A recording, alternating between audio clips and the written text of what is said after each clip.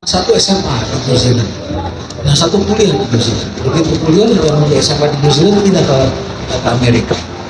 Terus saya lihat teman-teman, saya kasih uang terbatas sama dia, sampai anak saya pun tidak sakit. Setelah itu saya berkomen, biasa parah, tambahin ke modalnya gitu, yang pasang wajar, ya. Terus saya lihat teman-temannya, ini sampai saya sebagai orang tua saya panggilin teman-teman, lo mau jadi apa di kota ini? Terus ya, bangun. Hidup kayak begini, pindah sekolah di sini, sekolahnya dari sekolah terus pindah. Masih orang muda. Orang tua cuma anaknya di tanah, biarin aja. Di Amerika, mereka orang Indonesia bikin sangat keren, mau dulu paling keren. Karena itu para saudara kita tahu lah, kalau kalau kopi itu dulu nggak terjadi di sini acaranya. Mereka kan mobilnya mahal-mahal, ya.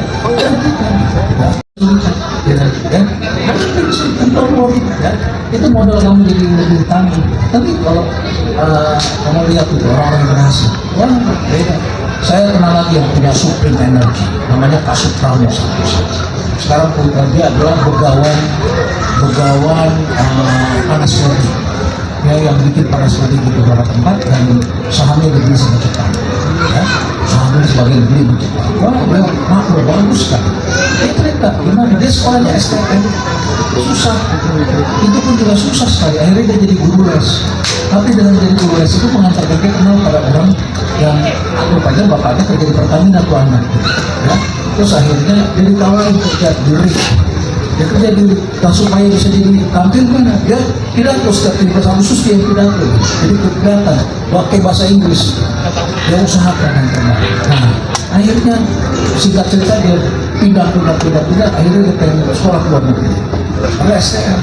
Nah dia tahunya kemana ke STM kuliah dulu, Berkeley, ya Berkeley. Pergilah dia ke Berkeley, udah kumpul duit ke Berkeley. Nggak tahu yang Berkeley itu sekolah yang bukan di Berkeley karena sekolah para menteri. Kan di sana ada nama tulisannya Barclay atau apa begitu ya. Pokoknya ternyata itu sekolah orang main-main di situ. Gitu, ya. Dia sekolah. Tapi setelah dia sadar, salah tempat. Gitu. Dia datengin tuh sekolahnya yang Berkeley itu sekolah para menteri. Dia datengin, ditolak. Terus dia bilang, jangan ditolak oleh saya.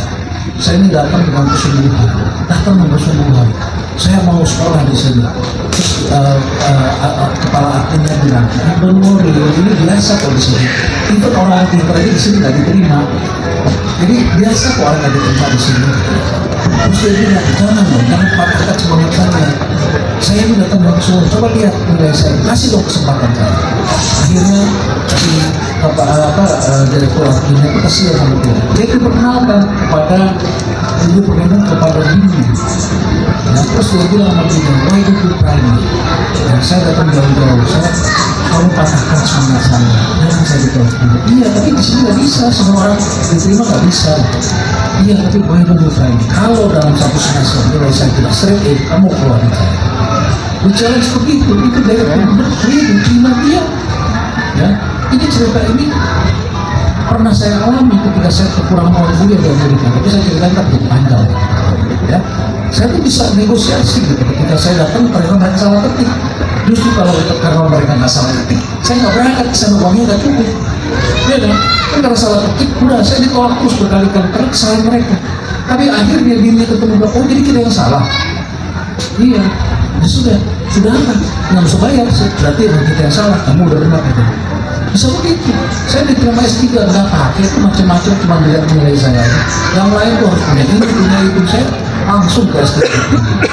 Nggak bisa. Ya. So you have to fight for your life. Ya kan? Ada nasib. Ya nasib ada yang bisa diubah, ada yang bisa diubah. Ya kan? Doa, itu bantuan doa. Ya. Tapi untuk mencapai itu ya saudara harus berjuang kan gitu. Ya. Itu ya Dena ya. Saudara mau ibadah. Ya. Nah, segala kekurangan itu kita syukuri. Ya, apapun. Oke? Jangan mau pikir teman-teman dari kekurangan semua masing-masing. Ya.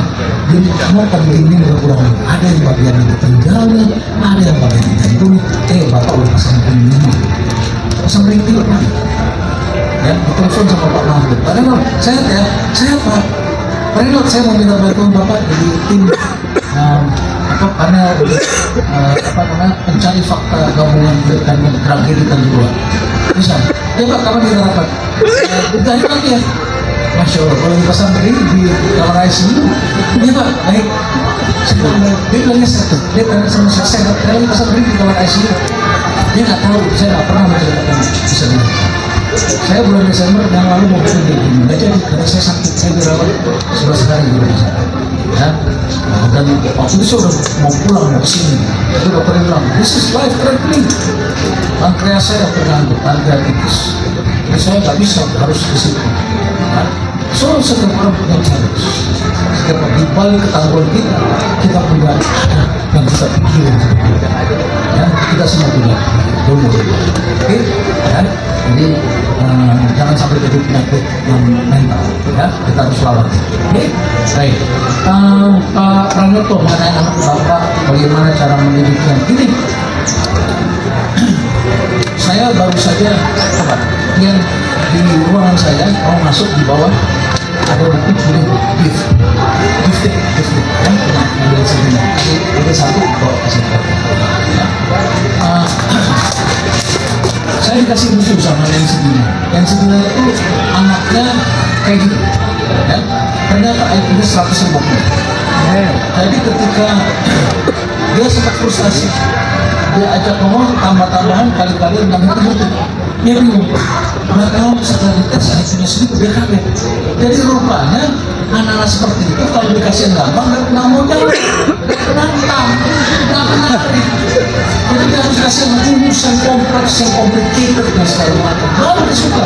Kemarin ngomong sama saya kasih tahu cara melakukan assessment, melakukan segala macam. Sains saya sudah matanya berbinar-binar. Saya anak itu matanya berbinar-binar ngomong sains. Ya. Nah akhirnya sih ibunya sebenarnya ini di sekolah namanya Nobel Academy. Nobel Academy. Ya. Nah dia mulai bangun karena setiap bangsa diberkahi oleh 2% anak jenius. Setiap bangsa populasinya 2%. Siapa yang mau jalan? Sama, pemerintah mau bikin, tapi offside misalnya. Yang mau bikin Kementerian Pendidikan Tinggi, Riset dan Teknologi.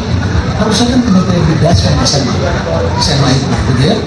Dan kedua, apakah pemerintah punya punya ada guru Pak untuk anak-anak yang harus ini? Gak bisa guru yang berubah. Harus guru yang punya kasih sayang sama manusia. Kalau dia nggak punya kasih sayang, nggak bisa. Ya, jadi guru itu harus punya kasih sayang. Saya rapat dosen di UI, saya baru bilang sama dosen, ketika dosen marah-marah gitu, dosen nggak boleh marah-marah seperti itu. Kok gitu kan? Ya, kita itu kan bukan pembunuh. Kalau pembunuh itu nembak sasaran. Kita ini gitu. Jadi nggak boleh kita marah, harus sayang dulu. Ya. Ini bisa dengan benar, ya. Dunia gifted, namanya coba kalau belajar itu ya. Karena saya kasih beberapa dulu, itu jadinya apa-apa. Ya. Oke, jadi kalau cari dia, ya diskusi sama ahlinya gitu, ya. Makanya sekarang saya sudah di tahapan untuk sekolah ini, saya di tahapan fundraising. Untuk apa? Saya nggak mau udah dulu gajinya kecil, saya nggak mau. Saya mau gajinya bagus. Ya. Sekarang kalau gaji gurunya jadi gimana dia mau kasih sayang? Dia pikir guru banyak juga kan? Ya, kita harus mikir semuanya. Ya. Di samping guru juga kok David tadi bilang susu. Ini David ngomongin susu. Dia penggerak. Oke.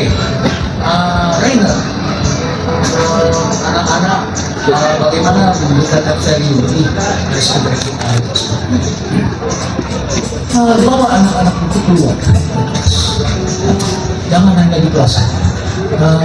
Saya pernah bikin tulisan zaman dulu, ya, di dalam pasti ini guru inspiratif. Sejak saat itulah banyak orang yang berpikir jadi guru inspiratif.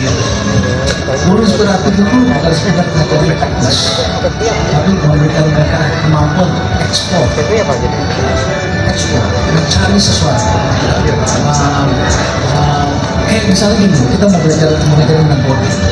Itu bisa juga kita belajar sama coding alam itu ya, maksud. Ternyata coding ada codingnya, akarnya saling berkomunikasi dia sama dia, dan dia nih setiap hari itu menyebarkan namanya kripto, platform apa gitu, cuma cari namanya. Itu yang Jadi ada sesuatu yang mereka sebarkan dan itu jadi panjang umur. Dan kita yang ada di tengah-tengah kita jadi panjang umur gitu. Dari tanaman mereka itu berkomunikasi, jamurnya itu berkomunikasi antara kita dengan manusia. Terus sampai sekarang komunikasi tidak seperti komunikasi kita begini. Ya. Jadi hubungan alam itu satu sama lain itu saling mendukung. Ya. Kira-kira begitu. Ya. Jadi coba cari di luar itu. Nah, para jenis itu saat ini ya. Saya jawab yang terakhir, yang kedua ya. Salib, ya, oke percepat kemandirian, setuju sih. Ya. Asal kamu bilang begini, sekolah itu bukan cuma sekolah kita juga begini. Kalau kita nggak mau mandiri, mau sekolah mandiri kayak apa, kita nggak mandiri. Dan kalau kamu mau mandiri, ya, pagi-pagi kamu habis sholat, kamu udah siap-siap berangkat sekolah. Kamu baca buku misalnya. Sholat bangun sendiri, jangan dibangunin. Ya. Pagi-pagi di tempat tidur rapikan sendiri. Itu udah melatih kebiasaan. Tidak ada orang jadi hebat yang tidak punya disiplin yang berasal dari diri. Disiplinnya harus self disiplin, bukan force disiplin. Ya? Sholat apa pakai alarm? Pakai alarm yang disiplin. Bangun sendiri otomatis. Begitu dengar ada suara azan dikit itu udah passwordnya otomatis. Gitu kan? Begitu bangun, tempat tidur rapikan otomatis.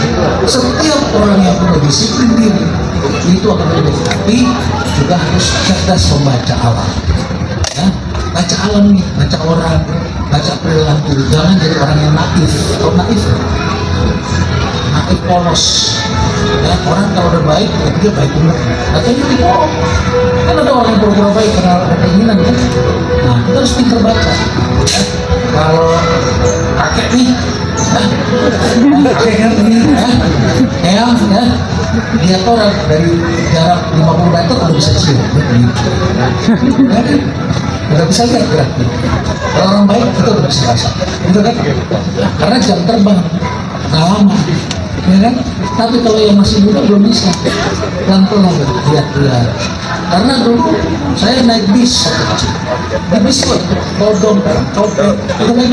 Kita lihatin, pernah ditodong sekali gue ditodong kalah. Besoknya gantian, gua adu lu berdua, ya kan? Nah, gitu caranya, kita pacar kita lihat-lihat. Begitu dia mau ini, kita dorong dia badan, dia kaget, gitu kan? Itu tidak akan diangkat, ya kan?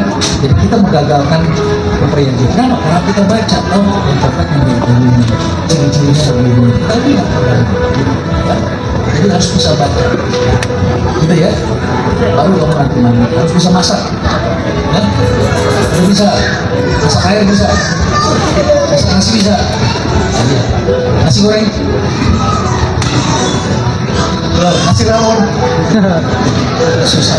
Sekarang gampang kalau tinggal lihat di internet, ya. Tapi bedanya orang yang masak nggak terpanggil dan terpanggil adalah begini. Orang yang masaknya tak terpanggil itu udah di resep. Kalau nggak ada di resep, barangnya nggak ada, ya, resep barangnya nggak ada, kita nggak jadi bikin sayur asam karena nggak ada asam. Tapi orang yang kepanggil sayur asam nggak ada asam bisa menjadi sayur. Dia pakai jeruk, dia pakai apa? Pokoknya asam. Nah, kita nggak boleh kaku dalam hidup. Nah, sayur asam bisa dibikin dari apa aja, gitu kan? Nggak ada pintu, pakai kalau yang lain kita lihat-lihat. Ya udah kalau nggak dibikin apa kan gitu kan? Ya, jadi itu caranya. Jangan yang merek ini. Kapita,